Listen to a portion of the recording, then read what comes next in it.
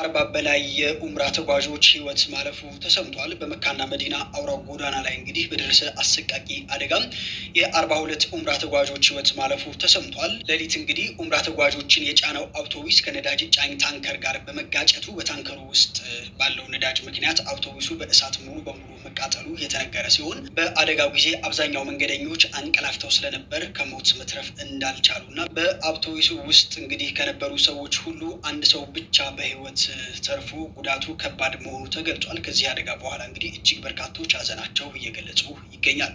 እጅግ አሳዛኝና ልብ የሚሰብር ከተማ ውስጥ ተከራይ ሆኖ የገባ አንድ ሰው የአከራዩ ልጅ የሆነውንና ከጀርባ በምስሉ ላይ የምትመለከቱትን ህፃን አግቶ ይሰወራል። በኋላም ለእናቱ ደውሎ ከ1 ሚሊዮን ብር በላይ የሆነ ገንዘብ እንድታስገባለት ይጠይቃል። እናትየውም ገንዘቡ ብዙ ነው፣ በእጄ ይህን ያክል ብር የለኝም፣ ቀንስልኝ ብትለውም ፈቃደኛ ግን ሊሆን አልቻለም። እሺ ቤቱ የአባቴ ቤት ቢሆንም ሰርቼ ከፍለዋለው፣ እስክሸጥ ድረስ ታገሰኝም ትለዋለች። በዚህ ሁኔታ ውስጥ እያሉ ግን ልጁ ተገድሎ ተጥሎ ይገኛል። የልጁን አስክሬን ያገኘው ፖሊስ ጣቢያም ይህንን ብላቴና የሚያውቀው ሰው ካለ ፈልጉ ማለቱን ተከትሎም ልጇ የጠፋባት እናት ስትሄድ ከሞተ የሰነበተ የልጇን አስክሬን አግኝታለች። ይህንን እውነታ የሰሙ በሙሉም እንደ ህዝብ አውሬና አረመኔ ከሆንን ቆይተናል፣ አሁን ይህ ጮርቃ ህፃን ምን ይሁን ተብሎ ይገደላል ሲሉም ጠይቋል።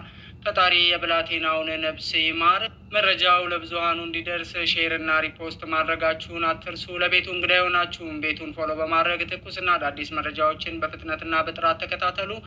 ከእለት ዕለት የምንሰማው ጆሮአችንን ጭው የሚያደርግ ነገር ነው። እስኪ መረጃውን ተከታተሉት።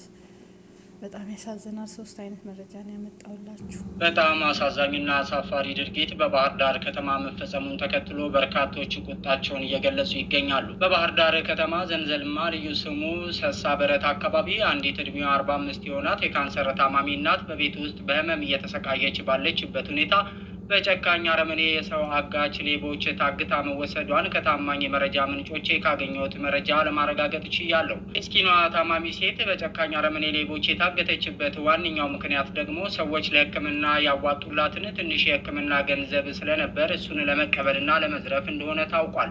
ይህ ድርጊት እጅግ በጣም የዝቅጠትና የጭካኔ ጥግ ነው። ስለሆነም በየትኛውም አካባቢ በሰው አጋቾችና ሌቦች ላይ የማያዳግም ህዝባዊ አጸፋ እርምጃ መወሰድ አማራጭ ሳይሆን የህልውና ጉዳይ ነው ሲሉ የመረጃ ምንጮቼ ለጉዳዩ አጽንኦት ሰጥተውበታል።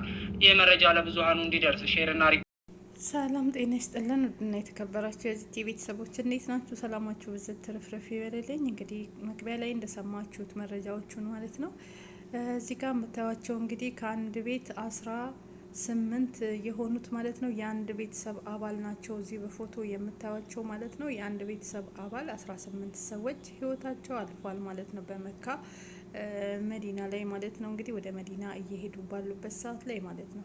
እቺ ደግሞ እህታችን የምታዩት እንግዲህ ወሎ ዩኒቨርሲቲ የ4ኛ ዓመት ተማሪ ነበረች። እቺ እህታችን ብርድ አለኝ በማለት ሀና ትባላለች። ብርድ አለኝ በማለት በተኛችበት ህይወቷ አልፎ ተገኝቷል። ፖሊስ እንግዲህ ማጣራት ይዟል ማለት ነው። ምን መድኃኒት ተሰጥቷት ነው ወይስ ምን ተሰጥቷት ነው ምንድን ነው ምክንያቱ በማለት በተኛችበት ነው ጸጥ ያለችው። ሳትነቃ እዛው ቀርታለች ማለት ነው። ከድንገተኛ አደጋ ፈጣሪ አምላክ ይጠብቃችሁ ይጠብቀን ሁላችንም። በጣም ያሳዝናል። ቤተሰብ አስተምሮ ምን ብሎ በዩኒቨርሲቲ ከደረሰች በኋላ ለ4 አመታት ተምራ ባለችበት ሰዓት ውስጥ እንግዲህ ምን እንደነካት ሳይታወቅ ብርድ አለኝ በማለት በተኛችበት እዛው ማሸለቧ ሁሉንም አነጋጋሪ ተደርጓል። እንዲሁም በእሷ ጉዳይ ላይ የዩኒቨርሲቲ ተማሪዎችና ጓደኞቿ በዛ ዶርም ውስጥ የነበሩት ሁሉ በቁጥጥር ስር ውለዋል። ምክንያቱም ምን በልታ ነው ምን ተሰጥቷት ነው ምንድን ነው የሚለውን ፖሊስ ማጣራት ላይ ነው ያለ። ሁሉንም ያስደነገጠ ነው ማለት ነው። በጣም ያሳዝናል። ወጥቶ ከመቅረት ፈጣሪ ይሰውረን። እናት ልጇን ለትምህርት ልካ አስክሬን ከመቀበል እንግዲህ ያው ኢትዮጵያ እናቶች ተለምዷል። አስክሬን በየጊዜው ከውጭም ሆነ ከሀገር ውስጥ ወጣ ካሉ አስክሬን መረከብ እንግዲህ ስራችን ሆኗል። ቆየን ይሄን ነገር መስማትና ማየት ከጀመርን ማለት ነው። በጣም በሚያሳዝን ሁኔታ ነፍስ ይማር እህታችን። በሌላ በኩል ደግሞ የባህር ዳሩን እንግዲህ እንደሰማችሁት ማለት ነው። ባህር ዳር ላይ ለህመም አንድ ታማሚ የ40 አመት የካንሰር ታማሚ ገንዘብ እየተዋጣላት እየተሰበሰበ ባለበት ሰዓት ላይ ከቤት ውስጥ ከተኛችበት አልጋ ላይ እንግዲህ ወስደው አግተዋት ገንዘብ መጠየቅ ጀምረዋል ማለት ነው። በጣም ያሳዝናል። ሀገራችን ምን ያክል ጨካኔና የተሞላበት እንደሆነ እንግዲህ በጣም በሚያሳዝን ሁኔታ እዚህ ጋር ማሳያ ነው ማለት ነው። ያም ደግሞ ህፃን እንደዛው በወረታ የተደረገውም ይሄን ህጻን ልጅ መግቢያ ላይ እንዳያችሁት ማለት ነው ያ ህጻን ታግቶ ብር አምጡ በማለት ብሩን እናት እየፈለገች ቤቱን እስከምሸጥ ድረስ ጠብቀኝ፣ ቤቱ የአባቴ ነው፣ እሱን ሽጬ እሰጥሃለሁ በማለት እንግዲህ ቤቷ ውስጥ ተከራይቶ የነበረው ሰው ነው ማለት ነው። ህፃኑን ወስዶ ህይወቱ ጠፍቶ መንገድ ላይ ተጥሎ ነው የተገኘ ማለት ነው። አቤት ዘንድሮ ማንሰማው ጉድ የለም ማለት ነው። ጆሯችን እንደዚህ አይነት ነገር መስማት ከቆየን ብዙ ቆይተናል። ይህን መስማት ከጀመርን ማለት ነው። ግን ሀይ የሚለን አንድ አካል ጠፋ እንጂ በጣም ያሳዝናል። ጭካኔያችን የት ጋር እንደደረሰ ኢትዮጵያን የት እንደደረሰን ምናክል አረመኔ ምናክል ቆሻሾች እንደሆን የእውነት በጣም እየታየ ነው። ከዚህ በላይ ምንም አይነት ጭካኔ አይመጣም። ከዚህ የባሰ ነገርም አይመጣም በእርግጠኝነት ማለት ነው። ከነዚህ በላይ ምን ይመጣል? ህጻናትን ወስዶ ህይወት ከማጥፋት በሽተኛን በካንሰር ታማሚ የሆነችውን እናት ወስዶ እንደዚህ ማድረግ አስባችሁታል? ለገንዘብ ተብሎ የማይደረግ ነገር የለም። እችን በሽተኛ ከቤት ውስጥ ሰርቆ ወስዶ ማገት፣ የ40 አመት ትልቅ ሴት እንዲህ በጣም እኮ ነው የሚያሳፍረው። እውነት ኢትዮጵያዊነት ወዴት ነው እየሄደ? የድሮ ኢትዮጵያ የለችም ወይ? እኔ ግራ እየገባኝ እየመጣ ነው። በአሁኑ ሰዓት ላይ በተለይ የምንሰማውና የምናየው ነገሮች ሁሉ በጣም ነው የሚዘገነ ነው ማለት ነው። ወጥቶ ከመቅረት የሚሰውረን እንግዲህ እነዚህ ኡምራ ከአንድ ቤት 18 ሰዎች እንግዲህ ሁሉንም ልብ የነካ ነው በኡምራው ላይ ጋዝ እንግዲህ ከመኪናና ጋዝ የያዘው አንድ ላይ በመጋጨት ነው የነደደው። ከዛ ውስጥ ከአንድ ሰው በስተቀር ከ40 በላይ ህይወታቸው አልፏል። 42 ሰዎች በአንዴ ህይወታቸው እንዳለፈ ነው። ከ42ቱ ሰዎች እንግዲህ 18ቱ ህንዳዊዎች ናቸው። ሌላም ህንዳዊዎች አሉ። 18ቱ ህንዳዊዎች ከአንድ ቤተሰብ እየመጡ ናቸው። ልጅ፣ አባት፣ እናት ምናምን ወንድም፣ እህት እንደዛ ተጨምሮ 18 የአንድ ሰው ቤተሰብ እንደሆኑ በጣም በሚያሳዝን ሁኔታ እንግዲህ ሁሉንም የሚያሳዝን ነገር ነውና እንደዛ ተዘግቧል ማለት ነው። ወጥቶ ከመቅረት ፈጣሪ አምላክ ይሰውረን። የእውነት በጣም ነው የሚዘገን ነገራችን። ከእለት እለት የምንሰማውና የምናየው ነገር በጣም የሚያሳዝን ነው።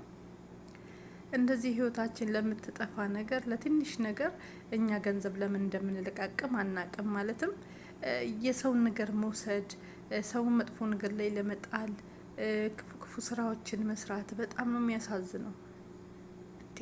በጣም ከባድ ነው የእውነት። እስከ መቼ ነው ታዲያ ይሄ ነገር እየቀጠለ የሚሄደው ማለት ነው? እና አንድ ነገር ሊባል ይገባል ማለት ነው። ይሄ በጣም አሳፋሪ ስራዎች እየተሰራ ነው ኢትዮጵያ ላይ። በተለይ አሁን ይችን በሽተኛ ማገት ምንድን ነው? አስቡት።